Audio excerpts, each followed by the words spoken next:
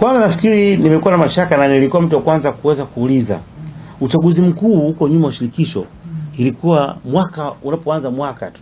Tunaanza kuona mijadala mbalimbali, tunaanza kuona watu wakizungumza kima kwa imekuwa tofauti.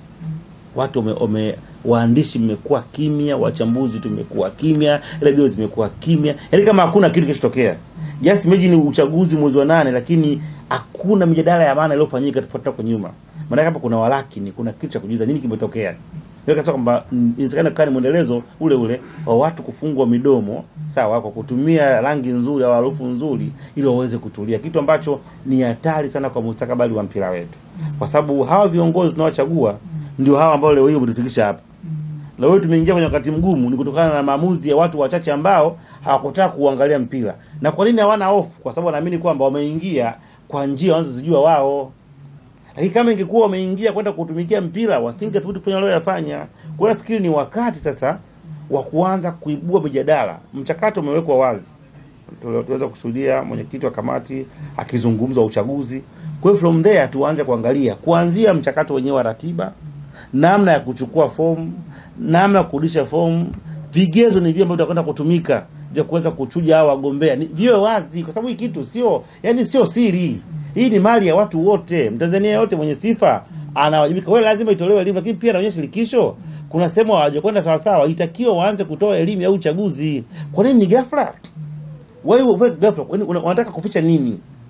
Leo hii watu wanajua kuna kitu. Je, wametumia jitihada za kutoa elimu? Tunaweza kuona serikali uchaguzi mkuu inazungumza kila siku. Watu wajiandikishe, watu wafanye nini, wakapige kula. Ni jukumu lao mojawapo. Kwa hiyo wao kwa nini wamekaa kimya? Kuna fiko bado kuna sema pako sawa. Inatakiwa tujue kila ambacho kinakwenda kufanyika. Ili tujue anayepita anapitaje? Hao wajumbe wa mikoa ni wakina nani? Walipatikanaje? Na roho zao ni zipi?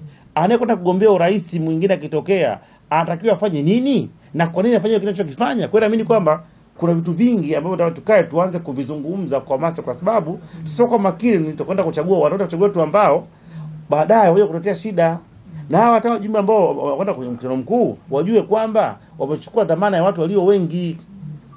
Tuna Tanzania wengi ambao wana sifa, lakini sije katengeneza mazingira watu wakawa na banwa kwa ajili ya kwenda kufefa watu wachache kwa masa ya watu chakitao cha kubariki. Mimi hapana kwa sababu nafikiri majukumu nilionayo yananitosha nilionayo, lakini mtu ambaye nimekuwa nikitamani kuweza kuona vitu vinakwenda. Kwa hiyo nitamani endelee kuwa hivi nikizungumza na kuweza kurekebisha. Kwa hiyo sina hiyo ndoto ya kuja kuwa kiongozi pale. Sijafikiria na ni bado, kwa sababu naamini niliko ni sehemu salama, na pia nataji kuwatumikia wananchi kwenye nafasi ambayo niko nayo kwa sasa. Swali zuri sana. Swali hilo kiligonga vizuri.